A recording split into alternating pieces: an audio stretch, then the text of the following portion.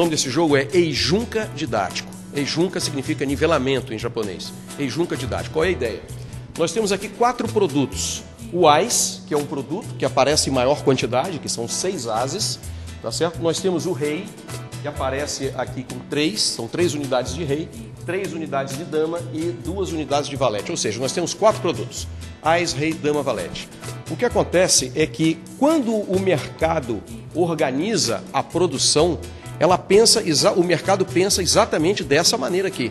Primeiro, produza os ases, tem maior quantidade, então primeiro produz os ases, primeiro produz produto A, depois produza o produto B, o produto C e o produto D. E tem uma razão de ser isso aí.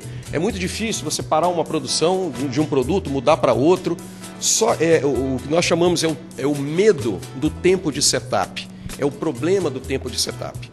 Para nossa surpresa, quando nós entregamos para os alunos essas 14 cartas, tá certo? Representando 14 unidades de produtos e pedimos para esses alunos produzirem, quando nós dizemos para os alunos, produza, organize essa produção, eles organizam a produção exatamente do jeito que está aqui.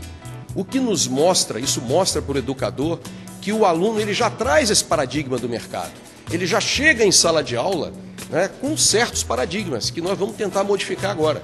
Então observa, isso aqui foi embaralhado, temos ali o embaralhador oficial, tá ali, ó. Isso aqui vai representar agora a demanda dos clientes. Vocês observem que a fábrica no primeiro dia produziu um ais, tá certo? Ora, são 6 ases em 14, né? A probabilidade do cliente pedir um ais é muito grande, mas vamos ver, vamos deixar o cliente fazer o pedido. Observem que ele pediu uma dama, ó, o cliente pediu uma dama, mas a fábrica produziu um ais.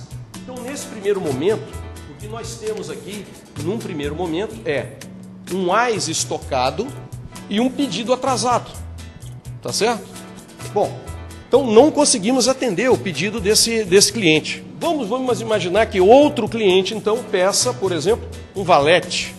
Ora, mas no segundo dia eu produzi um ais. Isso aqui não muda, tá certo? É meu plano de produção. Eu pedi um ais, o cliente pediu, eu produzi um ais, o cliente pediu um valete. Portanto, nesse segundo dia de produção, o que eu tenho? Eu tenho 2 produtos estocados e 2 pedidos atrasados, tá certo? Bom, vamos lá. Terceiro dia finalmente o cliente me pede um ais. Esse cliente, esse terceiro cliente, vai ficar feliz da vida, porque já tem produto para ele aqui, ó. Já tem produto produzido e estocado esperando. Então, esse terceiro cliente será atendido imediatamente. Mas eu te pergunto, Giovanni, o que fazer com esse cliente? Esse cliente aqui só vai ser atendido quando eu produzir uma dama que está aqui, ó. Ou ele vai cancelar o pedido e procurar a concorrência. Exatamente, exatamente. E esse valete, o que dizer desse valete? Esse camarada quer um valete. Olha onde vai ser produzido o valete, ó. Vai ser produzido aqui na 13ª rodada. Isso aqui significa o seguinte, o que nós queremos é mostrar para os alunos, não tenham medo de produzir em mix. Vamos fazer um mix de produtos. Então, num primeiro momento, nós concebemos a percepção do aluno. A percepção do aluno é exatamente essa. E num segundo momento, nós modificamos a linha de produção. A gente começa a fazer um mix. Nós vamos colocar, por exemplo, vamos conceber que eu quero produzir um ais. Depois de produzir um ais, eu quero produzir um rei. Depois de produzir um rei, por exemplo, eu posso produzir uma dama, um valete. Eu vou elaborar um mix de produto e repito o jogo. Na hora que eu repetir o jogo, o aluno vai poder verificar novamente que o número de pedidos atrasados cai bastante, diminui bastante e, novamente, o número de produtos estocados também cai proporcionalmente. Bom, isso aqui é novamente uma linha de produção das mais tradicionais, só que nós vamos utilizar a concepção do Kanban, que é uma ferramenta de gestão que operacionaliza a produção puxada. Ele vai organizar um estoque mínimo para você conseguir um fluxo contínuo de produção. O que nós queremos? Queremos um fluxo contínuo de produção sempre. Não queremos parar a produção. Então vamos ver na prática como é que isso acontece. Imagina, por exemplo, nós temos um contrato com um fornecedor. Então o fornecedor chegou aqui na minha linha de produção e forneceu 3 palitos, por exemplo. 3 unidades de matéria-prima. O operador vai, joga o dado para representar a capacidade da máquina dele. A capacidade foi 5, então não consegui mostrar para vocês ainda o Kanban. Ele conseguiu passar 3 para frente. Tá tá certo? Já que 5 é maior que 3, ele passou 3 para frente. Vai lá, vamos lá, vamos jogar o dado. Quer dizer, está dentro da capacidade dele. Tirou 5. A capacidade dele de produzir é 5. Ele só tem 3 matérias-primas, vai passar 3. Ou seja, nós vamos conseguir... Isso aqui são as etapas de produção. Nós estamos agregando valor a essas matérias-primas. É como se uma estivesse sendo lixada, a outra estivesse recebendo uma pintura anticorrosiva, a outra está recebendo, por exemplo, a pintura de acabamento. Então vamos lá. Joga o dado, vai tirar 4. Não tivemos problema. Aqui não tivemos problema. Vamos ter que simular aí uma linha de produção. Está aqui. Conseguimos fornecer 3. Mas finalmente eu não consegui mostrar para vocês a importância do Kanban. Tá certo? Vamos lá. Forneci aqui, ó. Agora eu vou mostrar. Forneci 3. Fornecedor forneceu 3. Capacidade de produção? 2. Por um motivo qualquer, capacidade de produção 2. Ele passa 2 para frente. Ele vai passar 2. Agora perceba, ele passa 2. Só que ele tem aqui um estoque Kanban. Ele tem um estoque aqui de produto acabado.